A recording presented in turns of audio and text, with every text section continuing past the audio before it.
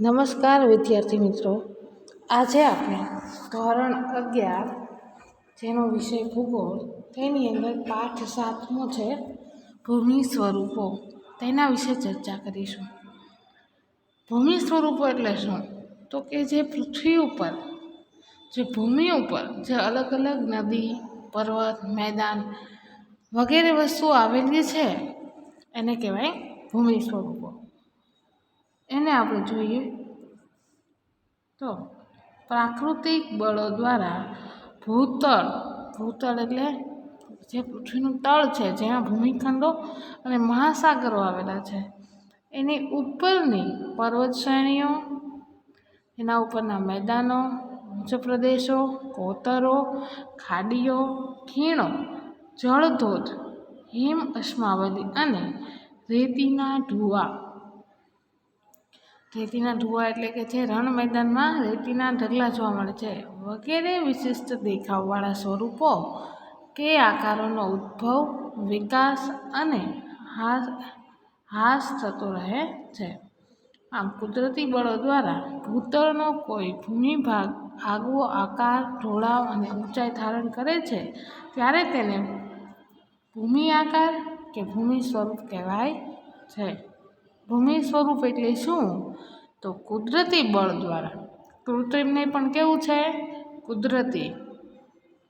કુદરતી બળ દ્વારા ભૂતળ એટલે કોનો? તો કે ભૂમિખંડ કે મહાસાગરોનો ભૂમિભાગનો કોઈ આગવો આકાર, આગવો એટલે કંઈક અલગ, એનો આકાર, ઢોળાવ અને એ ઊંચાઈ ધારણ કરે તો ભૂમિ આકારને શું કહેવાય? ભૂમિ સ્વરૂપ.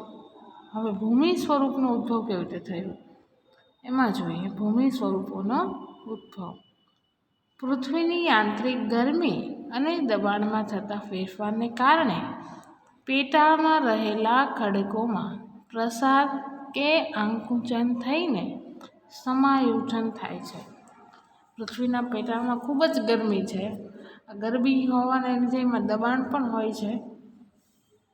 તો આ ગરમી અને દબાણના ફેરફારની લીધે પૃથ્વીના પેટાળની અંદર જે ખડકો રહેલા છે એનું પ્રસારણ થાય અથવા તો આંકુચન થાય અને એના લીધે એનું સમાયોજન થાય છે.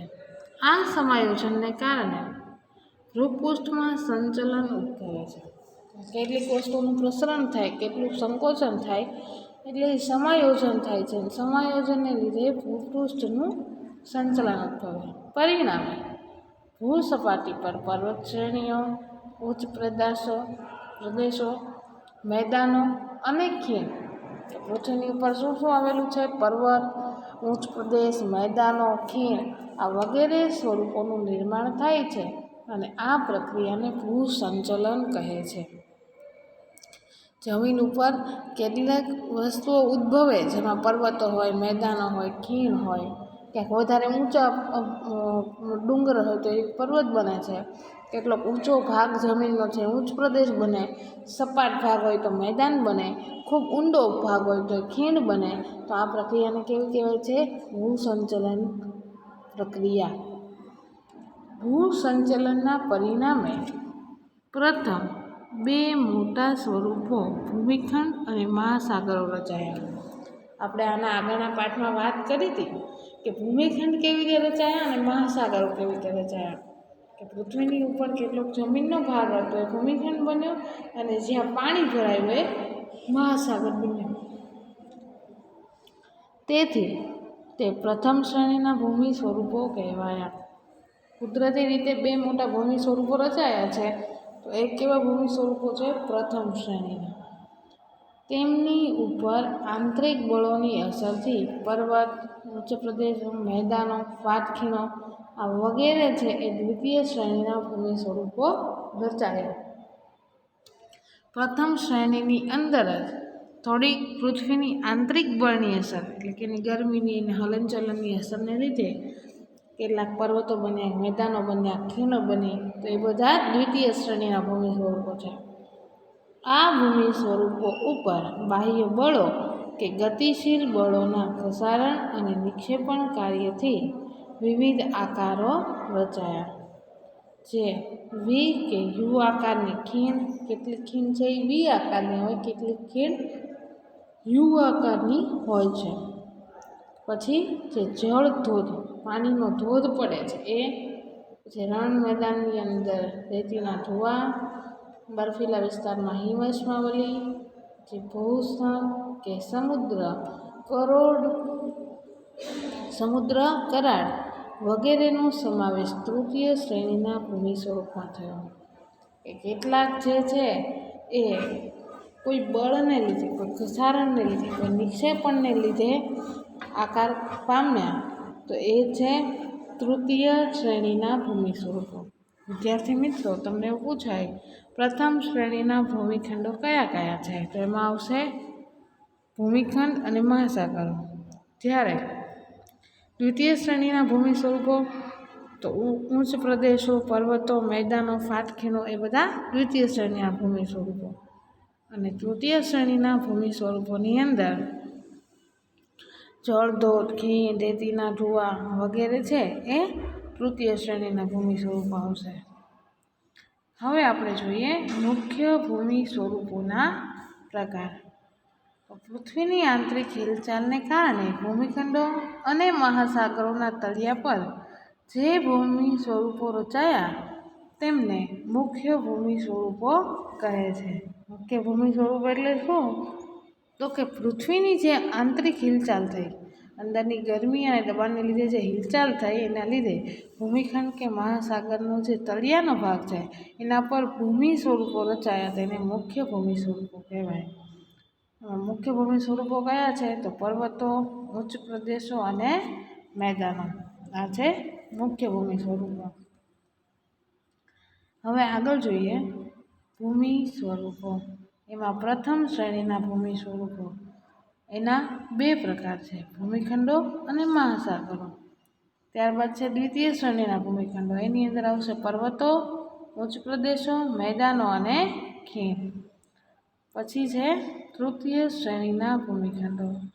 તૃતીય શ્રેણીના ભૂમિખંડો છે એની અંદર છે નદી દ્વારા રચાતા ભૂમિખંડો. તો નદી દ્વારા શું રચાય છે? વી આકારની ખીણ, બીજું જળધોધ, ત્રીજું કોતરો અને ચોથું છે મુક્ત ત્રિકોણ મેદાન. પછી એનો બીજો પ્રકાર છે હિમ નદી દ્વારા રચાતા ભૂમિ સ્વરૂપો. એની અંદર યુ આકારની ખીણ, સર, હિમશમાવલી, ફિયોર્ડ. ત્યારબાદ છે પવન દ્વારા રચાતા ભૂમિ સ્વરૂપો. એની અંદર આવશે ઉડનપાત્ર, બીજું ભૂસ્તંભ, ત્રીજું રેતીના ધુવા અને ચોથું છે લોયસનું મેદાન. ત્યારબાદ છે ભૂમિગત જળ દ્વારા રચાતા ભૂમિખંડો. એક નદી દ્વારા, પછી હિમનદી દ્વારા, પવન દ્વારા, પછી ચોથું છે ભૂમિગત જળ દ્વારા અને પાંચમું છે સમુદ્ર મોજા દ્વારા. ભૂમિગત શબ્દ એટલે શું? તો કે જમીનની અંદર જે પાણી રહે છે, આપણે જમીન ખોદીએ અને અંદરથી પાણી નીકળે ભૂમિગત જળ કહેવાય. એ દ્વારા રચાતા ભૂમિ સ્વરૂપો કયા છે? તો ડૂબક છિદ્ર, યુવાલા, અધોગામી અને ઉર્ધ્વગામી સ્તંભ અને ગુફા સ્તંભ. જ્યારે સમુદ્ર મોજા દ્વારા રચાતા ભૂમિખંડો છે એમાં સમુદ્ર ગુફા, ખાડી, રેતપટ અને લઘુન સરોવર. તો આ ભૂમિખંડોનું ભૂમિ સ્વરૂપોનું વર્ગીકરણ છે. એમાં ત્રણ જે અલગ અલગ પ્રકારના ભૂમિ સ્વરૂપો છે એની વાત આપી છે. હવે આપણે વાત કરીએ મુખ્ય ભૂમિ સ્વરૂપો. મુખ્ય ભૂમિ સ્વરૂપોની અંદર આવે છે પર્વત. પર્વત શું છે? મુખ્ય ભૂમિ સ્વરૂપ. એમાં જોઈએ પૃથ્વી સપાટીના આશરે 26% ભાગ ઉપર પર્વતો આવેલા છે. આખી જે પૃથ્વી સપાટી છે એની અંદર 26% ભાગમાં પર્વત આવેલા છે. ઊંચાઈ એ પર્વતની મુખ્ય લાક્ષણિકતા છે. કારણ કે પર્વત કેવો હોય છે? હંમેશા ઊંચો, એ ટોચ ઉપર હોય છે. જો ઊંચો ન હોય તો એને પર્વત કહેવાય નહીં, તો એ મેદાન બની જાય. એટલે ઊંચાઈ છે એ પર્વતની લાક્ષણિકતા છે. સમુદ્ર સપાટીથી આશરે 900 મીટરથી વધુ ઊંચાઈ ધરાવતા ઊંચા નીચા ઢોળાવો અને સાંકડા શિખર ક્ષેત્રો ધરાવતા ભૂમિ સ્વરૂપને પર્વત કહે છે. વિદ્યાર્થી મિત્રો, પર્વત કોને કહેવાય? તો કે 900 મીટરથી વધારે જેની ઊંચાઈ હોય, પાછું ખાલી ઊંચું જ નહીં પણ ઊંચું અને નીચું, એવું ઊંચા નીચે ઢોળાવવાળું હોય, એનું શિખર છે તો કેવું હોય? સાંકડું, કારણ કે પર્વત નીચેથી પહોળો હોય ને ઉપર જતાં જતાં એની ટોચ ઉપર એ સાંકડો થતો જાય, એવા ભૂમિ સ્વરૂપને પર્વત કહેવાય. આ બધી લાક્ષણિકતા હોવા છતાં ઊંચાઈનો આંક પર્વતની સાચી ઓળખ નથી. જેમ કે તિબ્બતનો ઉચ્ચ પ્રદેશ છે એ 5000 મીટર કરતાં વધારે ઊંચો હોવા છતાં તેને પર્વત કહેવામાં આવતો નથી. તિબ્બતનો ઉચ્ચ પ્રદેશ છે એ 5000 મીટર કરતાં વધારે ઊંચો છે, પણ છતાંય પર્વત નથી. એટલે પર્વતમાં ઊંચાઈ હોવી જોઈએ, પણ ફક્ત ઊંચાઈ હોય એને પર્વત કહેવાય નહીં. તે માટે ભૂમિ સ્વરૂપની ઊંચાઈ તથા તેનો આકાર અને તેનો ઢોળાવને પણ ધ્યાનમાં લેવામાં આવે છે. ઊંચાઈ હોય પણ એનો આકાર પર્વત જેવો ન હોય, કોઈ ઢોળાવ ન હોય, તો એને પર્વત આપણે કહી શકીએ નહીં. એટલે પર્વત કોઈ ભૂમિ સ્વરૂપને કેવું હોય તો એની ઊંચાઈ, એનો આકાર અને ઢોળાવને ધ્યાનમાં લેવું પડે. વિદ્યાર્થી મિત્રો, અહીં પર્વતના તમને એવું પૂછાય કેટલા પ્રકાર છે? તો અહીં નિર્માણ પ્રક્રિયા અનુસાર પર્વતના મુખ્ય 2 પ્રકાર પાડવામાં આવ્યા છે. એમાં પહેલો પ્રકાર છે ભૂગર્ભિક પર્વત અને બીજું છે એ અવશિષ્ટ પર્વત. આ પર્વત જે છે એની અંદરના આ ભૂગર્ભિક પર્વતો છે એના મુખ્ય 4 પ્રકાર છે, અને અવશિષ્ટ અથવા શેષ પર્વત છે એના કોઈ પ્રકારો નથી. હવે ભૂગર્ભિક પર્વતો છે એના કેટલા પ્રકાર છે અને ક્યાં ક્યાં છે એવું તમને પૂછાય. તો ભૂગર્ભિક પર્વતોના 4 પ્રકાર છે. એમાં પહેલું છે ગેડ પર્વત, બીજું ખંડ પર્વત, ત્રીજું ઘૂંટાકાર પર્વત અને ચોથું છે એ જ્વાળામુખી પર્વત. હવે આ પર્વતના પ્રકારોના નામ તમારે ફરજિયાત યાદ રાખવાના છે. તો એને વિસ્તૃત આપણે સમજીએ કે ભૂગર્ભિક પર્વતોના પ્રકારમાં સૌથી પહેલું છે ગેડ પર્વત. પ્રસ્તર ખડકોવાળા ભૂસંનતિ ધરાવતા પ્રદેશો પર ભૂસંચલનને કારણે પેદા થયેલું અને ક્ષૈતિજ દિશાઓથી લાગતું દબાણ તેમાં લહેર આકારની ગડીઓ પાડે છે, અને તે દબાણ બળ લાંબા સમય સુધી ચાલુ રહેતા અને ઊંચકાવની પ્રક્રિયા થતાં તેમાંથી કેટલાક ભાગ ગડી સ્વરૂપે ઊંચા ઉપસી આવે છે. તેને ગેડ પર્વત કહે છે. ગડી સ્વરૂપે એટલે શું? આપણે જે ઘડી પાડીએ, જેમ વળેલા હોય, આમ લહેર પ્રકારની ગડી હોય, તો એના લીધે જે પર્વત રચાય છે એને કહેવાય ગેડ પર્વત. વિદ્યાર્થી મિત્રો, તમે અહીંયા આકૃતિમાં જોઈ શકો છો કે આ પર્વત છે એક પ્રકારનો, પણ આ પર્વત કેવો છે? આમ ગડી આકારનો. આ ભાગ છે એ ગડી પડે છે. ગડી એટલે આપણે જેને ગડી કહીએ, બરાબર? તો આ પ્રકારનો પર્વત હોય એને કહેવાય ગેડ પર્વત. ગેડ પર્વતો પ્રસ્તર ખડકોના બનેલા છે. ગેડ પર્વતો કયા ખડકોના બનેલા છે? તો પ્રસ્તર ખડકોના. અને આ જે પર્વતો બને છે એ ટૂંક સમયમાં બનતા નથી, એ લાંબા સમય સુધી દબાણ બળને કારણે રચાય છે. તેમાં સાગરીય જીવાવશેષ અને અશ્મિઓ મળી આવે છે. આ ગેડ પર્વત છે એની અંદર સાગરીય એટલે કે સાગર જે સમુદ્ર છે એની અંદરના જીવો, એના અવશેષો, એના અશ્મિઓ મળી આવે છે. તે સાબિત કરે છે કે ગેડ પર્વતોનો ઉદ્ભવ સમુદ્રમાંથી થયો છે. ગેડ પર્વત શેમાંથી બન્યા હશે? સમુદ્રમાંથી, કારણ કે સમુદ્રના લહેરોની જેમ આ ગેડ પર્વતોમાં પણ લહેર જોવા મળે છે, ગડી જોવા મળે છે. અહીં જુઓ, ગેડીકરણની પ્રક્રિયા આપી છે કે આ જે સમુદ્રનું પાણી છે એના આધારે કેટલાક પર્વતો રચાયા હશે, તો આ આખા ગડી આકારના હોવાથી આને ગેડ પર્વત કહેવાય. આજથી કરોડો વર્ષ પહેલાં નિર્માણ પામેલા ગેડ પર્વતોને જૂના પ્રાચીન ગેડ પર્વત કહેવાય. કે જે બહુ કરોડો વર્ષો પહેલાં જે બનેલા હોય ગેડ પર્વતો એને પ્રાચીન ગેડ પર્વત અથવા તો જૂના ગેડ પર્વત કહેવાય. જેવા કે ઉત્તર અમેરિકાના પૂર્વ ભાગમાં આવેલા એપેલેશિયન આ ગેડ પર્વતનું નામ છે. આ એપેલેશિયન ક્યાં આવેલું છે? ઉત્તર અમેરિકાના પૂર્વ ભાગમાં. રશિયાની અંદરનો યુરલ, યુકેની અંદર એપિનેનાઇન, ઇટલીની અંદર પિનાઇન, ચીનની અંદરનો સિમલિંગશાન અને ભારતની અંદર અરવલ્લીની જે પર્વતમાળા છે એ ગેડ પર્વતના ઉદાહરણો છે. આપણે અરવલ્લીની પર્વતમાળા તમે જુઓ તો એ પણ આ રીતે ગડી આકારના પર્વતો જોવા મળે. આજથી લગભગ 3 કરોડ વર્ષ પહેલાં બનેલા હિમાલય, એન્ડીઝ અને રોકીઝ તથા આલ્પ્સ નવા ગીર પર્વતો છે. કરોડો વર્ષ પહેલાં બનેલા હોય તો એ પ્રાચીન ગીર પર્વત છે, અને જે થોડાક વર્ષો પહેલાં, થોડાક એટલે એ પણ કરોડો વર્ષ પહેલાંના જ છે, પણ વધારે વખતના નથી. અહીં 3 કરોડ વર્ષ પહેલાં બનેલા જે ગેડ પર્વત છે એ નવા ગેડ પર્વત છે. નવા ગેડ પર્વત ક્યાં છે? તો કે હિમાલય, એન્ડીઝ, રોકીઝ અને આલ્પ્સ.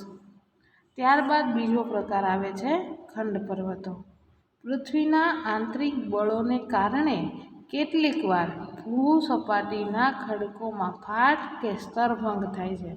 કે પૃથ્વીમાં ગરમી છે, આવા ગરમીને લીધે એનું બળ વધે છે, તો જે ભૂમિની સપાટી છે એની અંદર ફાટ એટલે કે તિરાડ થાય છે અથવા તો સ્તરભંગ થાય છે. બે ઊભા સમાંતર સ્તરભંગ વચ્ચેનો ભૂમિભાગ ભૂસંચલનને કારણે ઊંચકાઈ આવે છે, તો સ્તરભંગોની મધ્યનો ભાગ ક્યારેક સ્થિર રહે છે. ક્યારેક એ ભૂસંચલન થાય, જમીનનો જે ભાગ છે એ હલે, તો એના લીધે કેટલીક ભાગ એ જમીન છે એ ઊંચકાઈ જાય, તો ક્યારેક એ સ્થિર રહે અને આસપાસનો ભૂમિભાગ નીચે બેસી જાય. આપણે જમીનમાં ઊંચી નીચે જમીન થઈ જતી હોય છે ને, તો ત્યારે કોઈ ખંડ પર્વત રચાય છે. પરંતુ જો એક તરફનો ઢોળાવ તીવ્ર હોય અને ઉપરનો શિખરનો જે ભાગ છે એ સપાટ મેચ જેવો બનેલો હોય, તો એને ઉચ્ચ પ્રદેશ કહે છે. ઉચ્ચ પ્રદેશ કોને કહેવાય? તો કે એક જે જમીનનો ભાગ છે એમાં એક બાજુ સાવ નીચે દબાયેલો બેસી ગયો હોય અને બીજો એક ભાગ છે એ થોડો શિખરનો ભાગ સપાટ હોય. કેવો સપાટ હોય? તો કે મેજ જેવો, એને ઉચ્ચ પ્રદેશ કહેવાય. અને વચ્ચેનો ભાગ જે નીચે બેસી જાય તેને ફાટ ખીણ કહે છે. આ ફાટ ખીણની બંને તરફ ખંડ પર્વત રચાય છે. ખંડ પર્વત ક્યારે રચાય છે? તો કે જે સપાટ જમીન હોય એમાં એક ભાગ છે એ નીચે બેસી ગયેલો હોય અને બીજો જે ભાગ છે એ ઉપરની તરફ થોડો આમ સપાટ હોય.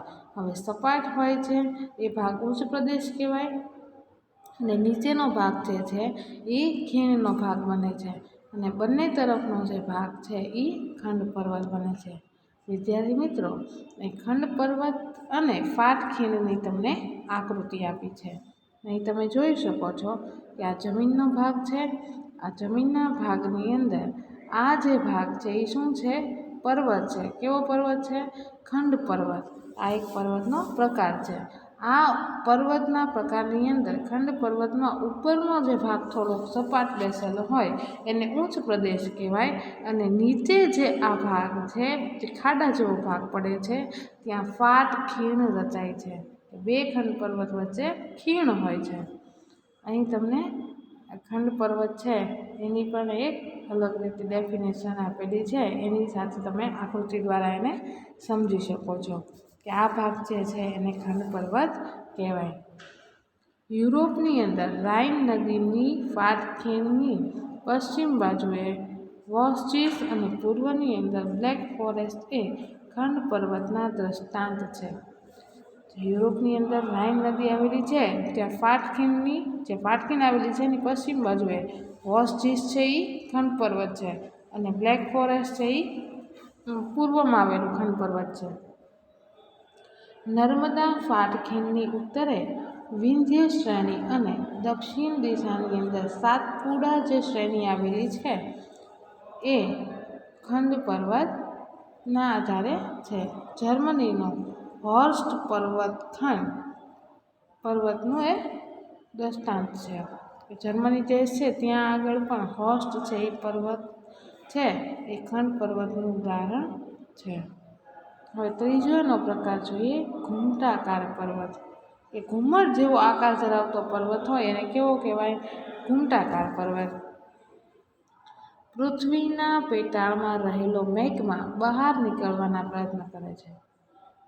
પૃથ્વી છે એ ખૂબ ગરમ છે તો એની અંદર મેગ્મા રહેલો છે, તો મેગ્મા છે એ પૃથ્વીના પેટાળમાંથી બહાર નીકળવાના ખૂબ પ્રયત્ન કરે, પરંતુ તેની ઉપર આવેલા નક્કર ખડકો તેમાં અવરોધરૂપ બને છે, જેથી મેગ્માના દબાણથી જ ભૂસ્તરો ઘુમ્મટ આકારે ઊંચા ઉપસી આવે છે.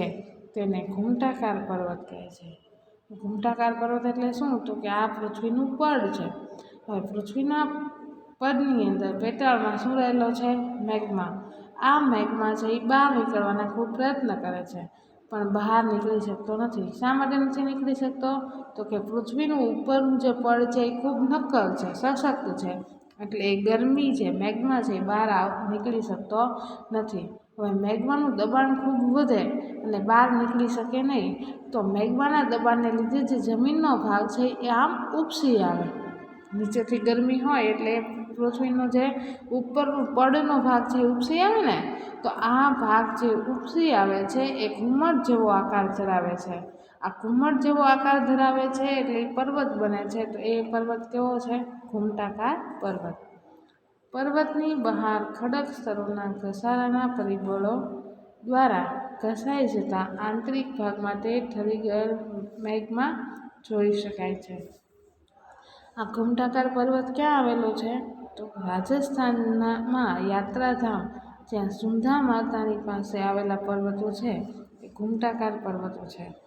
અને અમેરિકા છે, US છે, એની અંદર ઉટાહ રાજ્યની અંદર હેનરી જે પર્વત છે એ ઘૂમટાકાર પર્વત છે. અહીં તમને વિદ્યાર્થી મિત્રો ઘૂમટાકાર પર્વતની આકૃતિ પણ આપી છે, જે તમે આ આકાર દ્વારા પણ જોઈ શકો છો. ત્યારબાદ છે જ્વાળામુખી પર્વત. જ્વાળામુખીના પ્રસ્ફોટન સમયે પૃથ્વીના પેટાળમાં લાવા, રાખ, ટુકડા, ખડક વગેરે બહાર ફેંકાયેલા પદાર્થો જ્વાળામુખીની આસપાસ જમા થઈ સમય જતાં ઊંચા શંકુ આકારનો ઢગ રચાય છે. કે જ્યારે જ્વાળામુખી ફાટે, હવે જ્વાળામુખી ફાટવાની સાથે એની અંદરથી લાવા, કોઈ રાખ, કોઈ ખડક, ટુકડા, કેટલી બધી વસ્તુઓ બહાર ફેંકાતી હોય અને એના લીધે શંકુ આકારનો કોઈ જ્વાળામુખી આસપાસ કોઈ ઢગ રચાય. ઢગ મીન્સ કે એક ઢગલો શંકુ આકારનો, બરાબર. આ જ્વાળામુખી પ્રસ્ફોટન થયું, એમાંથી કેટલીક બધી વસ્તુઓ નીકળી અને એના આધારે કોઈ શંકુ આકારનો કોઈ ઢગ ત્યાં રચાયો, તેને જ્વાળામુખી પર્વત કહે છે. તો કે જ્વાળામુખી ફાટવાથી જ્યાં આસપાસ કોઈ પર્વત રચાય એને જ્વાળામુખી પર્વત કહેવાય. ભૂગર્ભમાંથી નીકળતા વિવિધ પદાર્થો જમા થવાથી આ પદાર્થ રચાતા હોવાથી તે સમાહિત પર્વત કહે છે. બીજું શું નામ છે એનું? સમાહિત પર્વત. શા માટે? તો કે જ્વાળામુખી ફાટે અને જ્વાળામુખી ફાટવાની સાથે જમીનમાંથી જે પદાર્થો નીકળે એનો આજુબાજુમાં કંઈ ઢગલો થાય અને એના આધારે પર્વત રચાય, એને જ્વાળામુખી પર્વત કહેવાય અથવા તો સમાહિત પર્વત કહેવાય. આવો પર્વત ક્યાં છે? તો કે ઇટલીનો વેસુવિયસ. કારણ કે ત્યાં ઇટલીની અંદર વેસુવિયસ જ્વાળામુખી ફાટે છે એટલે ત્યાં એક આવો પર્વત રચાયેલો છે.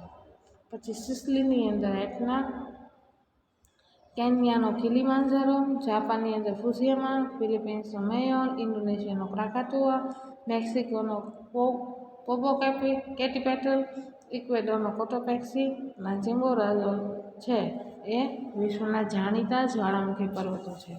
આ બધી એવી જગ્યા છે કે જ્યાં જ્વાળામુખી પ્રસ્ફોટન થાય છે અને જ્યાં જ્વાળામુખી પ્રસ્ફોટન થાય છે એના લીધે આજુબાજુમાં પર્વત રચાય છે, એટલે એ જ્વાળામુખી પર્વત છે.